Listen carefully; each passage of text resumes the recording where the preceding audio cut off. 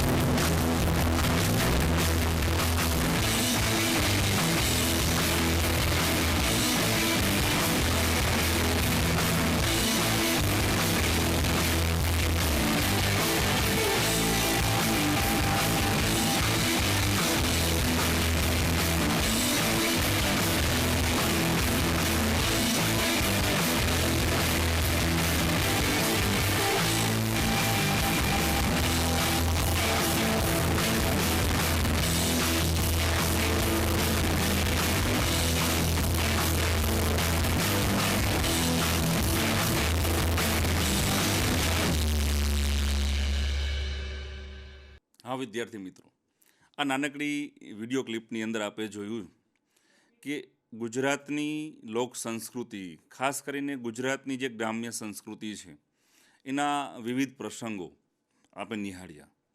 સવાલ એ થશે કે ભાઈ આ જે સંસ્કૃતિ છે આજે લુપ્ત થતી જાય છે.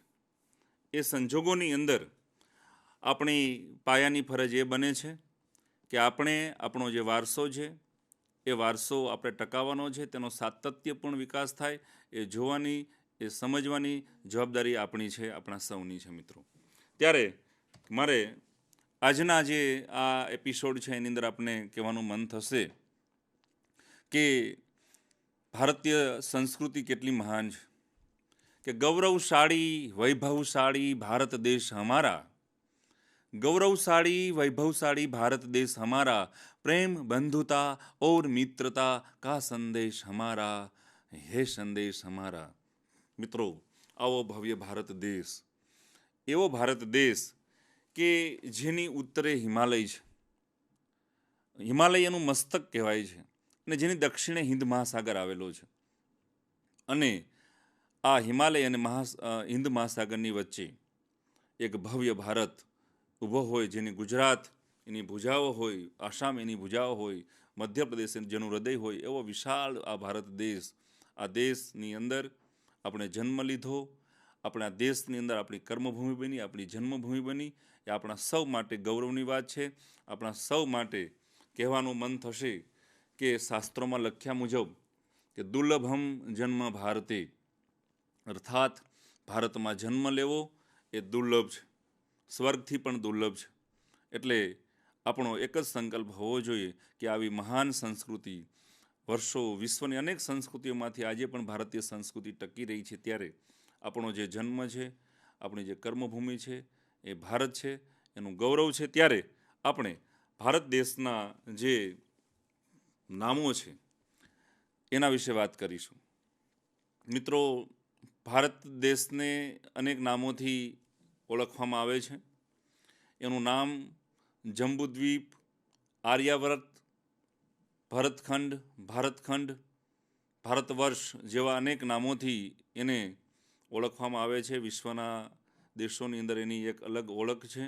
ત્યારે આપણે અહીંયા સ્લાઇડમાં જોઈ શકો છો કે કુણવંતો વિશ્વમાર્યમ, ભારત દેશ, ભારતના લગભગ ભારતથી ઉત્તર બાજુથી લઈને છેક અગ્નિ એશિયા સુધીમાં ભારત દેશની જે સંસ્કૃતિ છે, પ્રાચીન સંસ્કૃતિ, એ ખૂબ વિસ્તરી હતી. ભારતના અનેક ઋષિમુનિઓએ, અનેક રાજાઓએ ભારતીય સંસ્કૃતિના વિચારોનો પ્રસાર અને પ્રચાર સમગ્ર વિશ્વની અંદર, ખાસ કરીને એશિયાના જે પશ્ચિમ એશિયાનો જે પૂર્વ એશિયાનો જે ભાગ છે, અગ્નિ એશિયાનો જે ભાગ છે, ત્યાં એમને કરવાનો પ્રયત્ન કરેલો હતો. એ દ્રષ્ટિએ ભારતની જે સમૃદ્ધિ છે એ સમૃદ્ધિથી આકર્ષાઈને વિશ્વના અનેક દેશના લોકો ભારત તરફ આવવા માટે પ્રેરાયા હતા.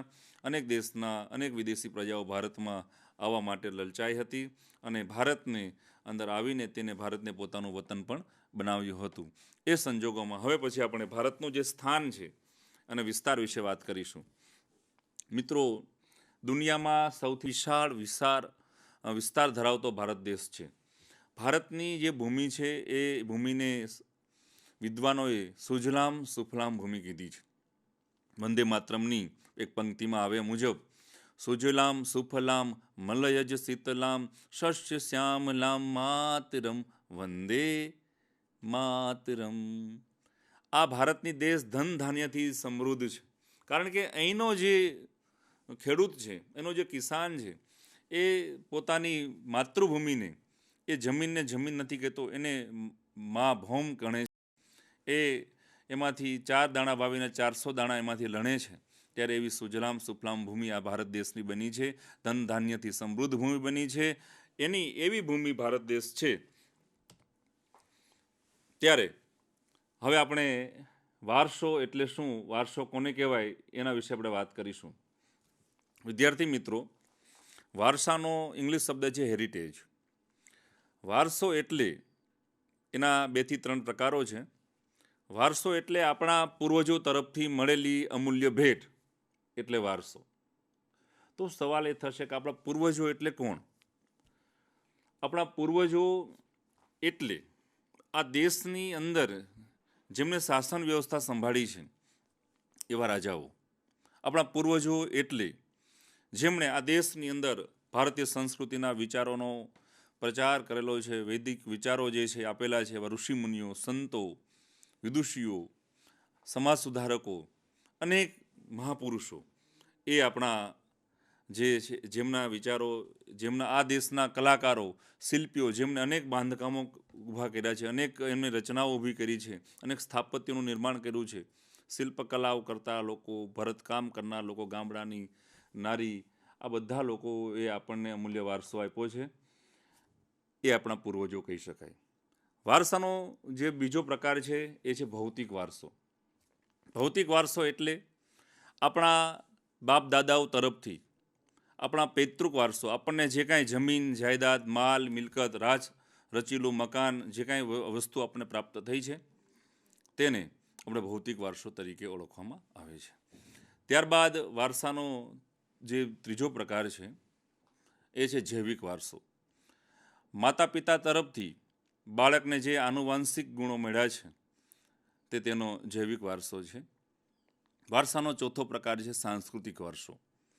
દાખલા તરીકે ભારત દેશની અંદર જે રાજમહેલો છે, ઇમારતો છે, ઐતિહાસિક સ્થળો છે, દરવાજાઓ છે, મસ્જિદો છે, મંદિરો છે, આ બધું જ જે આપણે આપણા પૂર્વજો તરફથી આપણે મળ્યું છે બધું જ સાંસ્કૃતિક વારસામાં સમાવિષ્ટ થાય છે. અને પાંચમો પણ પ્રકાર જો આપવો હોય તો એ છે પ્રાકૃતિક વારસો. એના વિશે આગળ અભ્યાસ આપણે આવશે આની અંદર. પ્રાકૃતિક વારસો એટલે પ્રકૃતિ તરફથી મળેલો કુદરતી વારસો. ઝરણાઓ, નદીઓ, સરોવરો, જંગલો, વૃક્ષ, વનસ્પતિ, જીવજંતુ, પ્રાણીઓ, અનેક વસ્તુઓ એમાં સમાવિષ્ટ છે. તો આ વારસો એટલે એના પ્રકારો છે.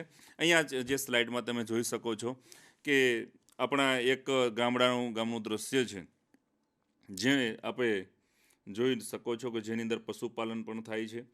અને એ રીતે ગ્રામ્ય સંસ્કૃતિનું દર્શન કરતો આજે વારસો આજે પણ આપણા ગુજરાતની છેવાડાના ગામડાઓમાં જોઈ શકાય છે. હવે વિષ્ણુ પુરાણ નામનો જે ગ્રંથ છે એની અંદર પણ જે ભારતનું વર્ણન કરેલું હતું એ આપણે વાત કરી એ મુજબ એનું નામ આર્યાવ્રત જંબુદ્વીપ પણ કહી શકાય છે. અહીંયા જે નકશો છે એ પ્રાચીન ભારત વર્ષ, આખું અખંડ ભારત એ સ્થાન દર્શાવતો નકશો આપ જોઈ શકો છો. વિદ્યાર્થી મિત્રો, ભારતની ભૂમિ ખૂબ મહાન છે, કારણ કે આપણા વિચારો, આપણા રીત રિવાજો, આપણી રહેણી કહેણી, એ આપણી જે સાંસ્કૃતિક પરંપરાઓ છે એ બધી વિધિ વિધાનોથી આકર્ષાઈને ભારતની ચારે દિશામાંથી અનેક વિદેશી પ્રજાઓએ ભારતની અંદર આવવા માટે એ આકર્ષાણી હતી. પ્રાચીન સમયથી આર્યોથી લઈને અર્વાચીન સમયમાં અંગ્રેજો સુધીના જે આશરે 4000 વર્ષનો જે પીરિયડ છે એ સમયગાળાની અંદર અનેક વિદેશના લોકો દેશ દેશાવરમાંથી ભારત તરફ આવ્યા હતા. અને ભારતની અંદર આવીને એક સાંસ્કૃતિક આદાન પ્રદાન થયું, પરસ્પર વિચારોનું આદાન પ્રદાન થયું, રીત રિવાજોનું આદાન પ્રદાન થયું, લગ્ન સંબંધો બંધાણા, ધર્મનું આદાન પ્રદાન થયું. તો એ ખાનપાનનું આદાન પ્રદાન થયું. એ બધાથી લઈને ભારતની સંસ્કૃતિ એક સમન્વયકારી સંસ્કૃતિ તરીકે ઉભરી. અને ભારતનો જે વારસો છે એ વારસો વૈવિધ્યસભર બન્યો. ભારતનો વારસો વૈવિધ્યસભર વારસો કહી શકાય છે, કારણ કે ભારતીય સંસ્કૃતિનું મહત્ત્વ એ છે કે વિશ્વની સૌથી શ્રેષ્ઠ સંસ્કૃતિ તરીકે એને જોવામાં આવે છે. સતચિત આનંદનો અનુભવ કરાવતી આ સંસ્કૃતિ છે. સચ્ચિદાનંદ, સતચિત આનંદ એટલે સચ્ચિદાનંદ, નખથી શીખ સુધી, તનથી મન સુધી દરેક રીતે ભારતીય સંસ્કૃતિના જે ઉચ્ચ વિચારો છે એ ઉચ્ચ વિચારોથી ભારતની જે સંસ્કૃતિ છે એ ઘડાણી છે. ભારતીય સંસ્કૃતિએ વિશ્વને અહિંસા અને શાંતિના મૂલ્યો આપ્યા છે. મિત્રો, પ્રાચીન સમયમાં તમે સમ્રાટ અશોક, જે માત્ર અહિંસાને ખાતર પોતાનો રાજ ત્યાગ કરેલો, મહાવીર સ્વામી, ભગવાન બુદ્ધ જેવા અનેક ઋષિમુનિઓ, અનેક મહાપુરુષોએ અહિંસા, ગાંધીજીએ પણ અહિંસાનો સંદેશ આપેલો. એ અહિંસાનો જે મૂલ્ય છે, શાંતિ, આપણો સંસ્કૃતિનું મુખ્ય લક્ષણ છે શાંતિ અને સહિષ્ણુતા. આપણે જીવો અને જીવવા દોની નીતિમાં માનીએ છીએ. મિત્રો, કોઈ પણ બાબતમાં વિના વાકે કોઈને પણ ન નડવું એ ભારતીય સંસ્કૃતિનું જે અમૂલ્ય જે મૂલ્ય છે એ આપણી સંસ્કૃતિને એને ખૂબ જ વૈવિધ્યસભર બનાવી છે. કારણ કે ભારતનો ઇતિહાસ હજારો વર્ષ જૂનો ઇતિહાસ છે. અને આ જે હજારો વર્ષ જે જૂનો ઇતિહાસ છે એ જ ઇતિહાસના અનેક મૂલ્યો આ ભારતીય સંસ્કૃતિની અંદર નિર્માણ પામેલા છે.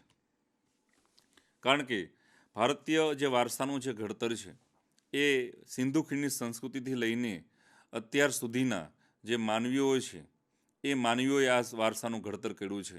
પોતાની આવડત, પોતાની બુદ્ધિ, પોતાની કલા કૌશલ્ય એ બધાથી લઈને એને આ સંસ્કૃતિની અંદર કંઈક ને કંઈક નવું એડિટ કર્યું છે, કંઈક ને નવું ઉમેરેલું છે. અને એ દ્રષ્ટિએ ભારતીય સંસ્કૃતિ છે એનો વારસો સમૃદ્ધ બન્યો છે. ભારતીય સંસ્કૃતિની અંદર ધર્મનો ખૂબ અગત્યનો રોલ છે. ભારતીયની અંદર ભારત દેશ એવો છે કે જેમાં અનેક ધર્મોના લોકો અહીં વસે છે. અનેક ધર્મના લોકો અહીં આવ્યા છતાં પણ વિચારોમાં આ ભારતીય સંસ્કૃતિનો એક જ ધર્મ બન્યો, ભારતીય ધર્મ. અનેક મહાપુરુષો, અનેક પ્રાચીન રાજાઓએ આ દેશમાં શાસન આપ્યું છે. એમની જે શાસન શૈલી છે આજે પણ વખણાય છે. ભગવાન રામનું જે રામ રાજ્ય ને લોકો આજે પણ યાદ કરે છે. એટલી સુખ શાંતિ એ સમયમાં હતી. એમના જે શાસન શૈલીના જે વિચારો છે આજે પણ ભવિષ્યના સરકારો માટે રોલ મોડેલ છે. અનેક પ્રજાઓની આ દેશમાં બોલીઓ હતી. 12 ગાઉએ બોલી બદલે એટલી ભાષાઓ, એટલી બોલીઓ આ દેશમાં આવી બોલાઈ, છતાં સૌ ભારતીયો બનીને રહ્યા. અનેક ચિત્રકારોએ પોતાના ચિત્રો દ્વારા, અનેક જાતિના લોકોએ પોતાના પરંપરાગત પહેરવેશ દ્વારા અને પોતાના અલગ અલગ રીત રિવાજો દ્વારા આ સંસ્કૃતિનું ઘડતર કરેલું છે. આજે તમે જોઈ શકો છો કે ગુજરાતની અંદર ખાલી વાત કરીએ તો ગુજરાતની અંદર દરેક જે આપણી જાતિ છે એમાં દરેકનો પહેરવેશ અલગ અલગ છે. એમના રીત રિવાજો અલગ અલગ છે. લગ્નના રીત રિવાજોમાં એમના જે કાંઈ મૃત્યુ પછીના રિવાજો છે, સામાજિક રીત રિવાજો છે, એ બધાની અંદર કંઈક ને કંઈક તફાવત છે, છતાં અંતે સૌ ભારતીય છે. તો એવું ભારતીય વારસાનું ઘડતર આ બધી બાબતોમાં થયેલું છે. વારસાને કોણે સમૃદ્ધ બનાવ્યો?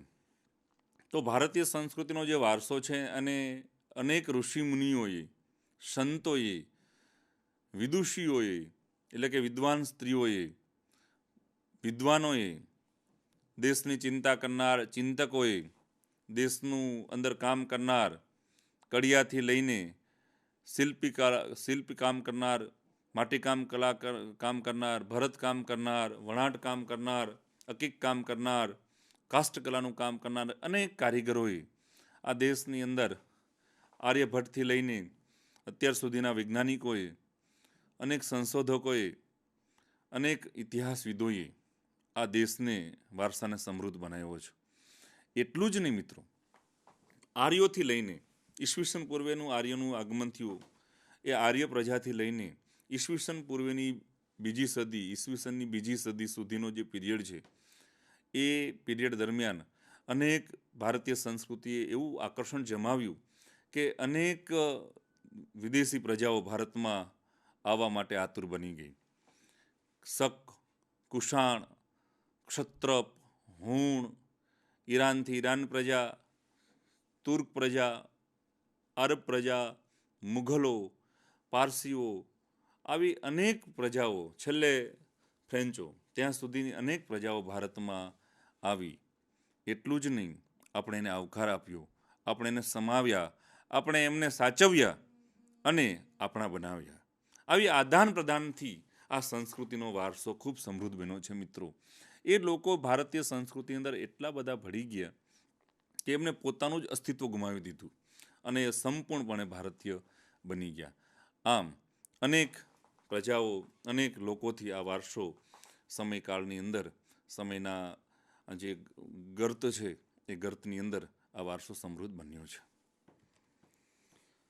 એ સિવાય સાહિત્યકારો, શિક્ષણ શાસ્ત્રીઓ છે, સમાજ સુધારકો છે, રાજનીતિજ્ઞો છે, સંતો છે, એ સંતોએ પણ આ વારસાને સમૃદ્ધ બનાવ્યો છે. ગુજરાતની અંદર સહજાનંદ સ્વામી છે, એમના જે સંતો છે, એ સંતોએ પણ ગુજરાતની અંદર ભારતીય વારસાને સમૃદ્ધ બનાવવામાં ખૂબ મોટું યોગદાન આપેલું છે. અન્ય ધર્મના લોકોએ પણ ખૂબ મોટું યોગદાન આપ્યું છે અને ઘણા બધા, આમાં જેટલા નામ લે તેટલા ઓછા છે. હવે સવાલ એ થશે, સંસ્કૃતિ એટલે શું? મિત્રો, સંસ્કૃતિનો વ્યાપક અર્થ છે. સંસ્કૃતિને સીમિત અર્થ ન બાંધી શકાય. સંસ્કૃતિ એકાએક બનતી નથી, પણ અહીંયા જે પાઠ્યપુસ્તકના સંદર્ભમાં જે ચર્ચા કરવાની છે, તો એમાં કહી શકાય કે ભાઈ સ્વસંસ્કૃતિ એટલે માનવ મનનું ખેડાણ. માનવીના મનની અંદર જે વિચારો છે, માનવીના મનની અંદર જે સ્વપ્ન છે, એ સ્વપ્નને હકીકતમાં બદલવા અને એ માટે જે કંઈ કામ કરવું એ સંસ્કૃતિ. સંસ્કૃતિ એટલે ગુફાથી ઘર સુધીની એક વિકાસ યાત્રા. પ્રાચીન માનવ ગુફામાં રહેતો, આજે અદ્યતન આધુનિક બંગલામાં રહે છે, તો ત્યાં સુધી પોતાની બુદ્ધિથી એને જે રીતે પોતાના રહેઠાણનો ફેરફાર કર્યો, પોતાના ઘરના રાચ રચીલાનો ફેરફાર કર્યો, પોતાના રીત રિવાજોનો ફેરફાર કર્યો, પહેરવેશનો, ખાનપાનનો ફેરફાર કર્યો, તો ત્યાં સુધીને અત્યારે લેટેસ્ટ જે વસ્તુ અપનાવે છે એ એટલે સંસ્કૃતિ. સંસ્કૃતિ એટલે વિચારોની અંદર, બુદ્ધિની અંદર, કલા કૌશલ્ય અને સંસ્કારિતાની અંદર જે કંઈ મૂલ્યો આપણા પ્રગટે છે એ એટલે સંસ્કૃતિ. ટૂંકમાં સંસ્કૃતિ એ કોઈ પણ પ્રજા સમૂહની આગવી જીવનશૈલી છે. વે ઓફ લાઈફ, લોકો કેવી રીતે જીવન જીવે છે તે એની સંસ્કૃતિ છે.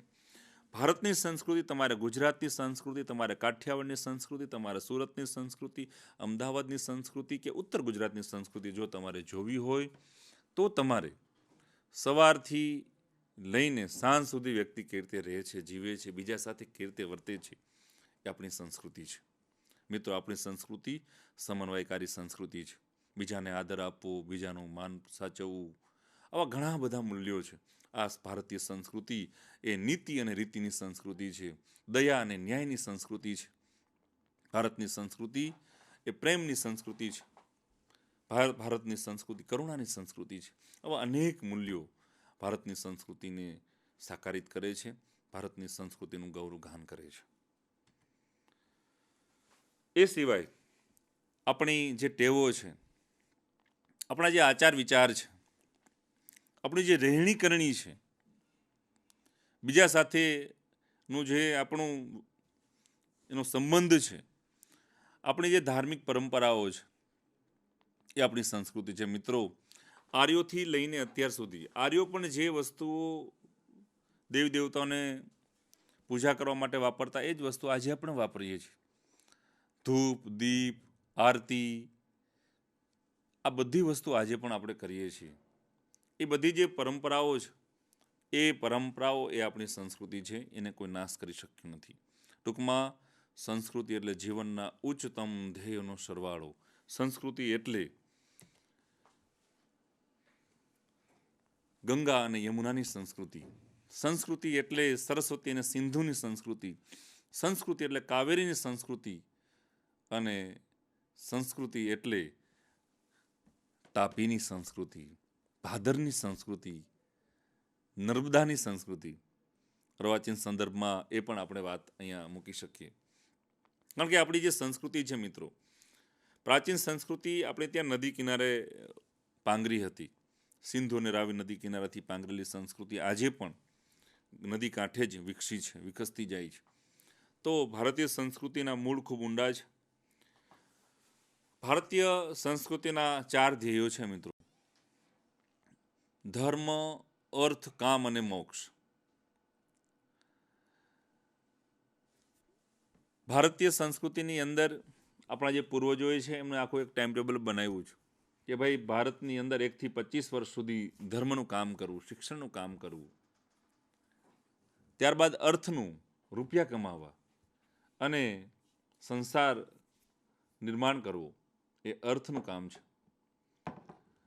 અને મોક્ષ, વાનપ્રસ્થાશ્રમમાં આવ્યા બાદ ભગવાનના ભજન કીર્તન કરવા અને ઈશ્વરની પ્રાપ્તિ કરવી, એ માટેનું કામ કરવું, એ ભારતીય સંસ્કૃતિના મુખ્ય ધ્યેય આ છે.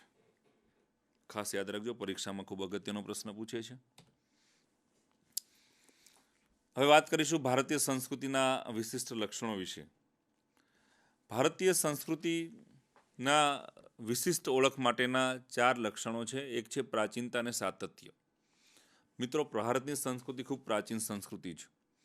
પ્રાચીન સંસ્કૃતિની અંદર વર્ષો પહેલાં જે રીતે આ દેશના લોકો, આ દેશની પ્રજા જીવન જીવતી હતી, જે રીતે એમની ધાર્મિક એમની શૈલી હતી, જે રીતે એ દિવસ પસાર કરતી એમના રીત રિવાજો હતા, એ જ વસ્તુઓ આજે પણ એ જ રીતે અકબંધ છે.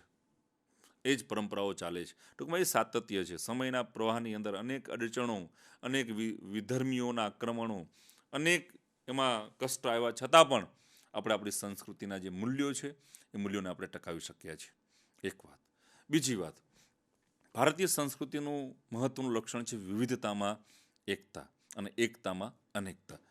આપણે ત્યાં ખોરાકની દ્રષ્ટિએ તમે જુઓ તો ખૂબ ઘણી બધી વિવિધતાઓ છે. તમે દરિયા કિનારાના લોકોનો ખોરાક જુઓ, તમે કાશ્મીરના લોકોનો ખોરાક જુઓ, તમે ગુજરાતનો ખોરાક જુઓ, પશ્ચિમ બંગાળનો જુઓ, તો અલગ અલગ રાજ્યોનો, અલગ અલગ પ્રજાઓનો ખોરાકમાં વિવિધતા છે. આમ છતાં આ દેશની અંદર એમની એકતા બની રહી છે. ત્યારબાદ ત્રીજું મહત્વનું લક્ષણ છે સહિષ્ણુતા. સહિષ્ણુતા એટલે બીજા પર વાર ન કરવો, બીજાને બને એટલું ઉપયોગી બનવું, એને સહાયરૂપ બનવું, મદદરૂપ થવું, બીજાના સુખે સુખી અને બીજાના દુઃખે દુઃખી. આ ભાવના સહિષ્ણુતાની અંદર રહેલી છે. ભારતીય સંસ્કૃતિના તમામ પ્રાચીન ધર્મગ્રંથો, તમામ મહાપુરુષોના વિચારો, આ દેશની અંદર જન્મેલા, આ દેશની અંદર પોતાની કર્મભૂમિ બનાવેલા તમામ સંતો, સાહિત્યકારો ચિંતકોના જે વિચારો છે એની અંદર ક્યાંક ને ક્યાંક અંદર ને અંદર સહિષ્ણુતાનો મેસેજ રહેલો છે. એ સહિષ્ણુતાનો જે ઉત્તમ વિચાર છે વિશ્વની અંદર કોઈ પણ સંસ્કૃતિ નથી આપ્યો એટલો જ વિચાર, ઉત્તમ વિચાર ભારતીય સંસ્કૃતિ આપ્યો છે. મિત્રો એટલે જ આપણે યુદ્ધને સ્થાન નથી. આપણા ધર્મની અંદર, આપણી સંસ્કૃતિમાં ક્યાંય પણ યુદ્ધને સ્થાન નથી. અહિંસામાં, શાંતિમાં માનનાર લોકો આપણે છીએ. એટલે છાસવારે અનેક પડોશી લોકો આપણી ઉપર આક્રમણ કરે, આપણે હેરાન પરેશાન કરવા માટે ઘણો બધો એ કરતા હોય છતાં પણ આપણે શાંતિમાં માનીએ છીએ. જ્યાં સુધી વાટાઘાટો દ્વારા, શાંતિ મંત્રણા દ્વારા ઉકેલ આવે ત્યાં સુધી આપણે શાંતિનો રસ્તો અપનાવીએ છીએ. આપણી વિશેષતા છે. ચોથું છે આધ્યાત્મિકતા અને ભૌતિકવાદનો સંગમ. આ દેશની સંસ્કૃતિની અંદર એક તરફ પ્રાચીન ધર્મના મૂલ્યો છે, આધ્યાત્મિકતા છે, ધર્મના સંદર્ભની અંદર બધી જ વાતો આપણે સ્વીકારીએ છીએ, અને બીજી બાજુ લેટેસ્ટમાં લેટેસ્ટ ટેકનોલોજીનો પણ આપણે ઉપયોગ કરીએ છીએ. અર્વાચીન જે કંઈ શોધ છે, સંશોધનો છે, એનો પણ આપણે આપણા જીવન વ્યવહારની અંદર, આપણી જીવન શૈલીની અંદર આપણે એનો ઉપયોગ કરતા આવ્યા છીએ, એનો ઉપભોગ કરતા આવ્યા છીએ. તો આવી એક મહાન સંસ્કૃતિ છે જેમાં કાંઈ ઘટે નહીં એવા આ સંસ્કૃતિના લક્ષણો છે. મિત્રો,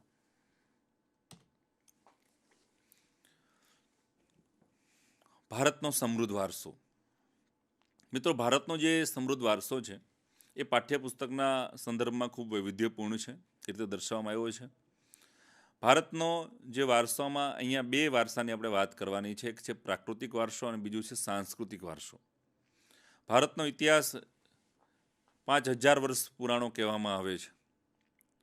અને એ વારસાને મેં તમને જે વ્યાખ્યા આપી એ વ્યાખ્યા મુજબ, એમના પ્રકારો મુજબ આપણે હવે પછી અહીંયા વારસાના બે પ્રકારો વિશે વાત કરવાના છે. એક છે પ્રાકૃતિક વારસો અને બીજું છે સાંસ્કૃતિક વારસો. પહેલી વાત કરીશું આપણે પ્રાકૃતિક વારસા વિશે. મિત્રો, પ્રાકૃતિક વારસો એટલે કુદરત વારસો. આ વારસો મનુષ્યને વિનામૂલ્યે પ્રાપ્ત થયેલો છે. ભારત દેશનો વારસો, પ્રાકૃતિક વારસો ખૂબ જ વૈવિધ્યપૂર્ણ છે. હમણાં હું તમને આપણે આ સ્લાઇડના અંતમાં કેટલીક ઇમેજીસ આપણે જોશું પ્રાકૃતિક વારસાની, કે કુદરતે અદ્ભુત રીતે આપણે વારસો આપ્યો છે.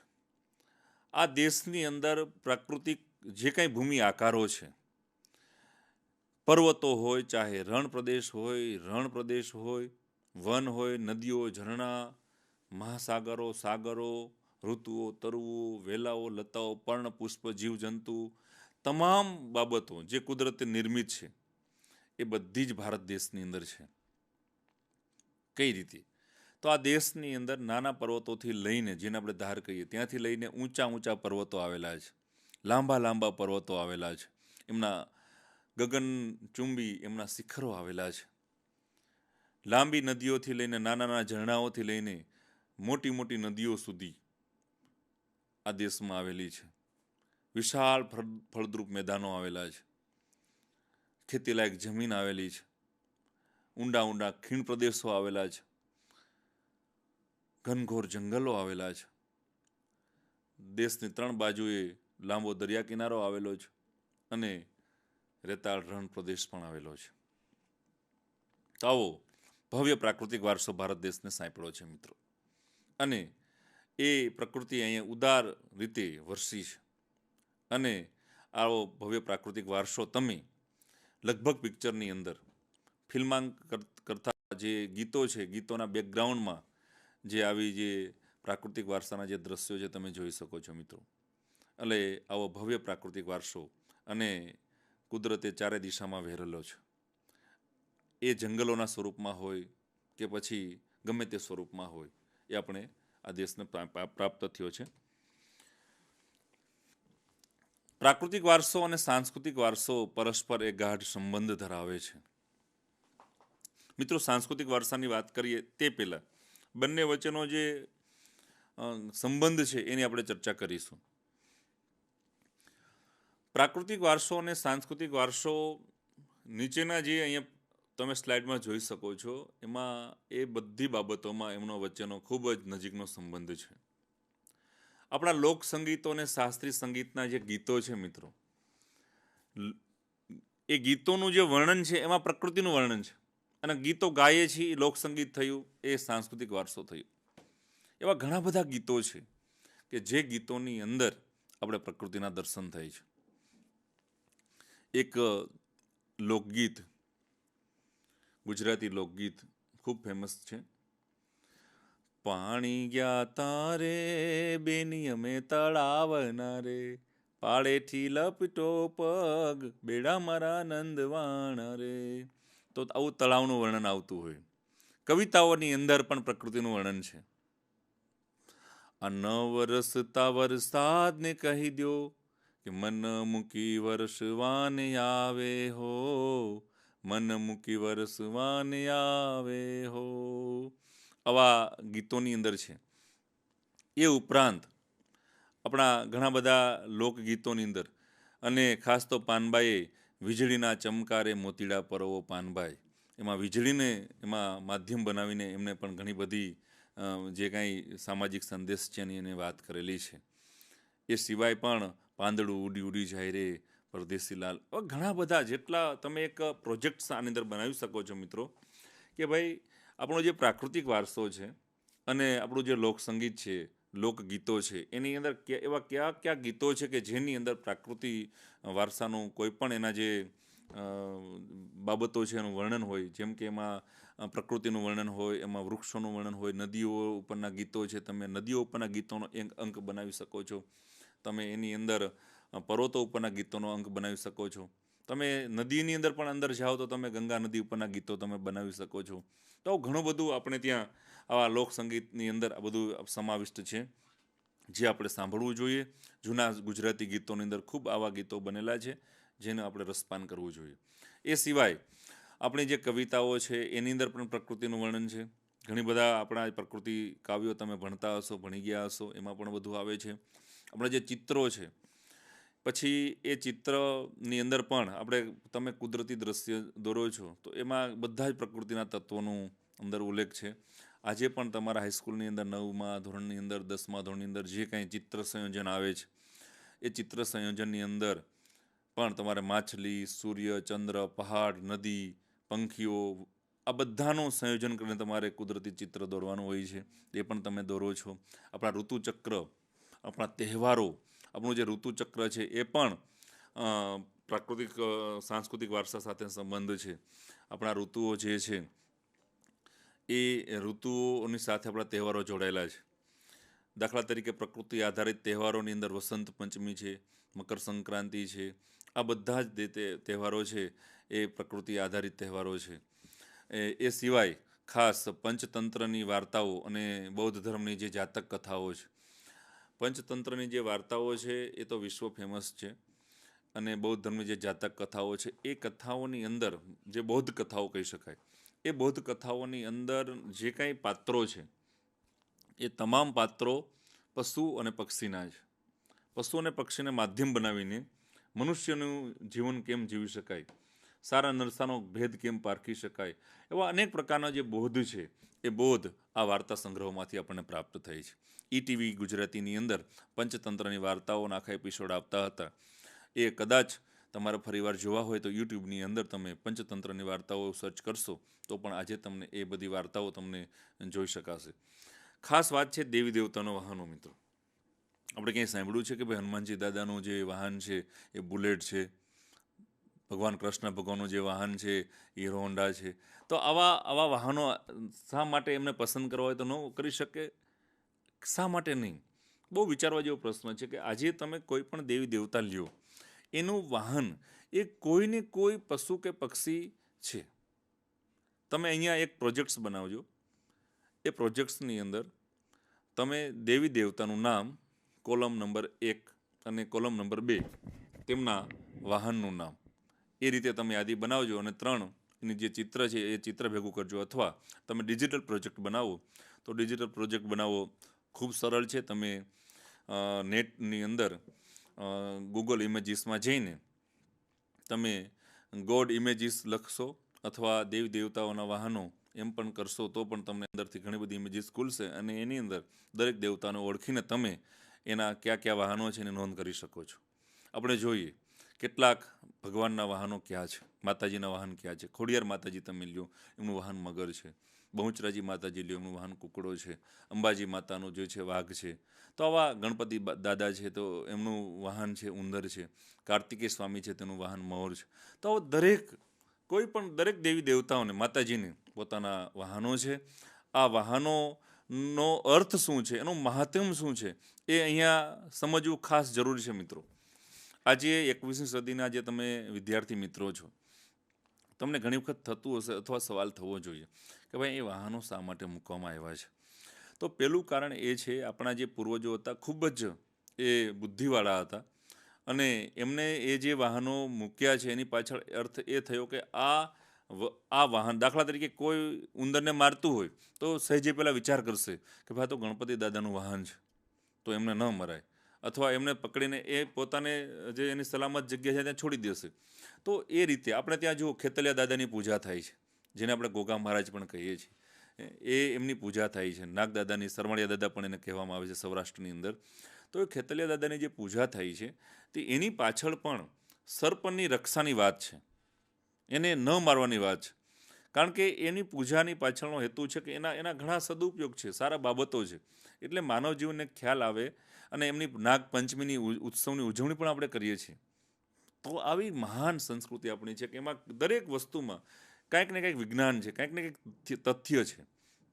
એટલે કોઈ પણ વસ્તુ જે આપવામાં આવેલી છે આપણી સંસ્કૃતિની, એ દરેક બાબત ક્યાંક ને ક્યાંક વૈજ્ઞાનિક દ્રષ્ટિબિંદુ સાથે જોડાયેલી છે. એ આપણે ન ભૂલવું જોઈએ મિત્રો. આપણી જે સાંસ્કૃતિક પૂજનના જે આપણા જે કાંઈ લગભગ 100 જેટલા એના પ્રતીકો થતા હશે. તો આ જે સાંસ્કૃતિક પ્રતીકો છે, પૂજ્ય પાંડુરંગ શાસ્ત્રી આઠવલે એમનું યોગેશ્વર સ્વાધ્યાય પરિવારનું એક પુસ્તક છે, સદવિચાર દર્શન, મુંબઈથી પ્રગટ થયેલું સાંસ્કૃતિક પ્રતીકો. આ પુસ્તક ખૂબ વાંચવા જેવું છે. ભારતીય સંસ્કૃતિના તમામ પ્રતીકો, એ પ્રતીકોનો અર્થ શું, એનું મહાત્મ્ય શું, એની પાછળ શું દૃષ્ટિકોણ છે, એ દૃષ્ટિકોણની ચર્ચા એમાં ખૂબ સારી રીતે કરવામાં આવેલી છે. તમે કળશ લ્યો, તમે યજ્ઞ લ્યો, તમે તિલક ચાંદલો લ્યો, તમે કંઠી લ્યો, તમે અહીંયા જે આપણે કાંડું બાંધીએ છીએ તે લ્યો, ચાંદલો લ્યો. તો દરેકની પાછળ વિશિષ્ટ દૃષ્ટિકોણ ભારતીય સંસ્કૃતિની અંદર એ જોવા મળે છે. મિત્રો, ભગવાનના તમે વાત કરીએ તો આજે તમે ભગવાનની વાત ચર્ચા નીકળી છે, મારે 1 મિનિટની આપણે વાત કરવી છે કે આપણે આ જે કંઠી બાંધીએ છીએ, આપણે અહીંયા નાડાછડીનું કાંડું બાંધીએ છીએ, આપણે અહીં ચાંદલો કરીએ છીએ, તો શા માટે આ વસ્તુ શા માટે? સારું લગાડવા માટે છે? વિશિષ્ટ ઓળખ માટે છે? ના મિત્રો, આની પાછળ બહુ મોટો ગૂઢ અર્થ રહેલો છે. આજે કોઈ પણ ભગવાનના આપણે દેવી દેવતાના દર્શન કરીશું તો એમનો હાથ લગભગ આ રીતનો હશે, તથાસ્તુ, કે તમે જે માગો છો એ તમને મળશે જ, તથાસ્તુ. ભગવાન આમ તથાસ્તુ કરીને બેઠો છે, તમે જેવું વિચારશો, જેવું માગશો એ રીતનું તમને મળશે, આવું શાસ્ત્રો કહે છે. આપણે સારા વિચાર, ભારતીય સંસ્કૃતિનું મૂલ્ય છે સાદું જીવન, ઉચ્ચ વિચાર. તો ઉચ્ચ વિચારથી તમે જે વિચાર કરશો એવું ભગવાન તથાસ્તુ કરીને બેઠેલો છે. હવે તમે કંઈક સંકલ્પ લીધો, તમે કંઈક સ્વપ્ન જોયું, તમે કંઈક તમારો ગોલ છે, એ ગોલ તમારે ચરિતાર્થ કરવો છે. તો એ માટે ભગવાન પાસે તમે આશીર્વાદ લેવા માટે મંદિરમાં જશો, તમારા ઘરે, તમારા ઘરના મંદિરમાં જશો, તો ત્યારે તમે જે સંકલ્પ લેશો એ સંકલ્પ ભગવાન આપવા માટે આતુર છે, એમનો રાજીપો છે. હવે એ તમારા સુધી કનેક્ટ થવો ખૂબ જરૂરી છે. બહુ વૈજ્ઞાનિક દૃષ્ટિબિંદુની વાત કરું છું. દાખલા તરીકે આપણે કહીએ કે મોબાઈલમાં આપણે ફોન નથી લાગતો, અવાજ કપાય છે, ટાવર નથી પકડાતો, કવરેજમાં આવા આપણે શબ્દો બોલીએ છીએ આપણે જ્યારે કોઈ બીજી વ્યક્તિ સાથે વાત કરતા હોય ત્યારે. તો એ સંદર્ભમાં ઈશ્વર પણ આપણે આપવા રાજી છે, પણ હવે એનો ટાવર, એનું કવરેજ મળવું જોઈએ. એ સંદર્ભમાં આપણી જે કંઠી છે, આપણી જે નાડાછડી કાંડું છે, ચાંદલો છે, સીધું કનેક્ટ થાય છે અને સીધા તમારા સુધી એના આશીર્વાદ વરસી પડે છે, આવું શાસ્ત્રકારો કહે છે. એટલે અહીંયા આપણે એ વાતનો નિર્દેશ કરેલો છે. એટલે આવી બધી વસ્તુ પાછળ કંઈક ને કંઈક ગૂઢ અર્થો છે, એ પણ આપણે જોવો, જાણવો, સમજવો જરૂરી છે. એ સિવાય પણ નેચરોપેથી, આપણે આયુર્વેદિક જે ચિકિત્સા પદ્ધતિ છે, આપણે યુનાની જે ચિકિત્સા પદ્ધતિ છે, નિસર્ગોપચાર, નિસર્ગ જે નેચરોપેથી છે, એ તમામ જે ચિકિત્સા પદ્ધતિ છે, દવાની જે સારવાર છે, એ તમામ પ્રકારની જે આ પદ્ધતિઓની અંદર તમામ પ્રકારની જે દવાઓ છે એ વનસ્પતિમાંથી બને છે અને પ્રકૃતિના વિવિધ તત્વોમાંથી બને છે. એટલે એ દ્રષ્ટિએ પણ પ્રકૃતિનું ખૂબ મહત્ત્વ રહેલું છે. તમને સંજીવનીની તમે વાત કરો, મહાભારતની રામાયણની અંદર લક્ષ્મણજીને જ્યારે મૂર્છા આવી ત્યારે હનુમાનજી સંજીવની જડીબુટી લેવા અને એમને નવજીવન આપેલું. તો આવા ઘણા બધા પ્રસંગો આપણને આવા પ્રાચીન ગ્રંથોમાંથી પ્રાપ્ત થાય છે. એ સિવાય હવે આપણે વાત કરીશું ભૂમિ દ્રશ્યો વિશે મિત્રો. આપણે વાત કરીએ છીએ પ્રાકૃતિક વારસાની. પ્રાકૃતિક વારસાની અંદર ભૂમિ દ્રશ્યોનો ખૂબ મોટો રોલ છે. ભૂમિ દ્રશ્યોને લેન્ડસ્કેપ પણ તરીકે ઓળખવામાં આવે છે અને ભૂમિ આકારો દ્વારા સુંદર ભૂમિ દ્રશ્યોનું સર્જન થાય છે. જેમ કે હિમાલય. ખડા હિમાલય બતા રહા હૈ ડરો ના આંધી પાની સે. હિમાલય જે પર્વત છે મિત્રો, એ હિમાલય પર્વત 2400 કિલોમીટર લાંબો અને 150 થી 300 કિલોમીટર પહોળાઈ ધરાવે છે. આ હિમાલય પર્વતના જે સિનેરી આપણે કહી શકાય, એમના જે દ્રશ્યો કહી શકાય, નયનરમ્ય દ્રશ્યો, એ દ્રશ્યો અદ્ભુત, આહલાદક અને અજનબી ટાઈપના કહી શકાય એવા ભૂમિ દ્રશ્યો હિમાલય આપેલા છે. હિમાલય પર્વત એક ખૂબ પ્રાકૃતિક વારસાનો ભરપૂર ભંડાર એમને આપણે આપેલો છે. એટલે જ હિમાલયનું મહત્ત્વ ખૂબ જ ઉપયોગી છે. હિમાલયનું મહત્ત્વ એ છે કે એને અનેક ઔષધિઓ આપણને આપી છે, અનેક વનસ્પતિઓ આપણને આપી છે. હિમાલયમાંથી ઉત્તર ભારતની બધી જ નદીઓ વહે છે. એવી ભરપૂર 12 માસ પાણીવાળી ભરપૂર નદીઓ આપી છે. અને એ જે નદીઓ છે, જે સપ્ત સિંધુનો પ્રદેશ, પંજાબથી જે ઉત્તરનો ભાગ છે, ત્યાં ભારતીય સંસ્કૃતિનું બીજ રોપાણું હતું. ભારતીય માનવી જ્યારે શરૂઆતની અંદર જ્યારે એ રખડતો ભટકતો અને ત્યાર પછી ધીમે ધીમે એને બુદ્ધિ પોતાની વિકસી અને એ પોતે પછી સમૂહમાં રહેતા શીખ્યો, એ નદી કાંઠે રહેતા શીખ્યો. તો એ નદી કાંઠે જે રહેતા શીખ્યો એમાં જે સૌથી પહેલી જે નદી આપણા જે ઐતિહાસિક દ્રષ્ટિએ જે આવે છે એ છે સિંધુ નદી, રાવી નદી. તો એ સિંધુ નદી જે છે હિમાલયમાંથી નીકળતી એ મોટી નદી છે. તો એ બધી આખી સિંધુ ખીણની સંસ્કૃતિ પણ આ હિમાલયનું જ મહત્ત્વ ગણી શકાય. એ સિવાય તળ હિમાલયના જે વિસ્તારો છે ત્યાં તરાઈના ગાઢ જંગલો આવેલા છે. આ જંગલોની અંદર અનેક ઔષધિઓના વૃક્ષો આવેલા છે. એ દ્રષ્ટિએ હિમાલયનું ખૂબ મોટું મહત્ત્વ છે. હિમાલયે અનેક હિન્દુ યાત્રાધામોની ભેટ આપેલી છે. કાશ્મીરમાં અમરનાથ, ત્યારબાદ બદ્રીનાથ, કેદારનાથ, આ બધા જે યાત્રાધામો છે, 4 ધામોની જેની અંદર એમની ગણતરી થાય છે, એવા યાત્રાધામોની ભેટ પણ હિમાલય પર્વતમાં છે. આવા તો અનેક મંદિરો હિમાલયમાં આવેલા છે. હરિદ્વાર, ઋષિકેશ જેવા તીર્થ ક્ષેત્રો પણ હિમાલયની ભેટ છે. ગંગા જેવી પવિત્ર નદીઓની ભેટ છે. યમુનોત્રી, ગંગોત્રી, જ્યાંથી ગંગાજીનો ઉદ્ભવ થયેલો છે, યમુનોત્રીમાંથી યમુનાજીનો ઉદ્ભવ થયેલો છે, એ બધા યાત્રાધામો પણ હિમાલયની ભેટ છે. એ સિવાય નંદાદેવી, કાંચનજંગા જેવા ગગનચુંબી શિખરો પણ એ હિમાલયની ભેટ છે. આવો હિમાલય પર્વત ભારતનો એક મહત્વનો પ્રાકૃતિક વારસો છે. મિત્રો, હવે આપણે પ્રાકૃતિક વારસાનું બીજું અભિન્ન અંગ એક છે ભૂમિ આકારો. મિત્રો, ભૂમિ આકારો જે છે એ આપણા તમારા વિસ્તારોમાં પણ બનતા હશે, નિર્માણ પામતા હશે. જો આપને, હું એ ફરી વખત આપને એક પ્રોજેક્ટ આપું છું. જો આપને ફોટોગ્રાફીમાં રસ હોય, હવે તો મોબાઈલમાં ખૂબ સારા કેમેરા આવી ગયા છે. સારા મેગાપિક્સલના 16 મેગાપિક્સલથી વધુ મેગાપિક્સલનો કેમેરો પણ હવે એમાં અવેલેબલ થયો છે. ત્યારે જો આપણે ફોટોગ્રાફીનો રસ હોય અથવા રસ ન હોય તો રસ એમાં ઉત્પન્ન કરવો હોય, તો તમે જે વિસ્તારમાં રહ્યો છો ગુજરાતની અંદર, અથવા તમે જ્યાં ફરવા જાઓ છો, ત્યાં સવારના સમયે કે સાંજના સમયે તમે તમારી આજુબાજુના જે ખેતરો છે, આજુબાજુના જે વૃક્ષો છે, વનરાજી છે, નાનકડી ટેકરીઓ છે, એવા અલગ અલગ જગ્યાએથી, અલગ અલગ એંગલથી તમે આ બધા ભૂમિ આકારો જે આપણે સ્થાનિક કક્ષાએ આપણે પ્રાપ્ત થયા છે એના તમે ફોટોગ્રાફી કરી શકો છો અને એનો ડિજિટલ આલ્બમ તમે બનાવી શકો છો. મિત્રો, આ પણ એક મહત્ત્વનો પ્રોજેક્ટ કરવા જેવો છે, કારણ કે એનાથી આપણી સૌંદર્ય સૂઝ, કલા સૂઝ ઘણું બધું વિકસે છે અને મનને શાંતિ પ્રાપ્ત થાય છે. નદીઓ, પ્રાકૃતિક વારસાનો એક અભિન્ન અંગ નદીઓ છે. મિત્રો, નદીઓ પ્રાચીન કાળથી પ્રાકૃતિક માર્ગ આપતી રહી છે. માણસે પ્રાચીન કાળથી નદીઓનો એક માર્ગ તરીકે ઉપયોગ કરેલો છે. આપણે ત્યાં જે નદીઓ છે એ નદીને આપણે લોકમાતા કહીએ છીએ, કારણ કે નદીનું એટલું બધું મહત્વ છે કે આપણા જીવન સાથે ખરેખર જોડાઈ ગયેલી છે. સવારના સમયથી જે રીતે એને અંજલિ આપવામાં આવે છે, નદીનું જે પાણી છે એ પાણી માત્ર પીવા માટે નહીં, પરંતુ પશુપાલન માટે પણ ઉપયોગમાં આવતું હતું. એટલું જ નહીં, નદીનું જે પાણી છે સિંચાઈ માટે પણ ઉપયોગમાં આવતું હતું. પ્રાચીન સમયના લોકોના જે ઘરો હતા એ માટીના બનેલા હતા. એ માટીના ઘરો બનાવવામાં એની અંદર જે આગળ જે ભાગ છે એ પોલિશિંગ કરવાનો ભાગ, જેને લીપણ કામ કહી શકાય, લીપણ કામની અંદર પણ નદીઓના પાણીનો ભરપૂર ઉપયોગ થતો હતો. એ સિવાય તમામ પ્રકારના પ્રાચીન સમયની અંદર જે વાસણો હતા એ પણ માટીના બનાવેલા હતા. તો એ વાસણોનો જે પણ ઉપયોગ છે એ વાસણો બનાવવા પણ નદીઓના પાણીનો ઉપયોગ થતો હતો.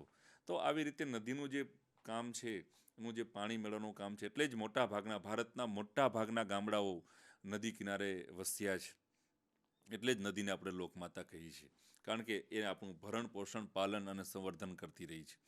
નદી કિનારે તમે સવારમાં ઉષા અને સાંજના સમયે સંધ્યાનું જે દર્શન છે એ દર્શન આહલાદક છે. એમના જે સીન સિનેરી છે એ ખૂબ અદ્ભુત છે, અને એનું જે દ્રશ્ય છે એ ખરેખર એક ઉત્તમ પ્રકારનું એક કુદરતી સૌંદર્ય બક્ષે છે.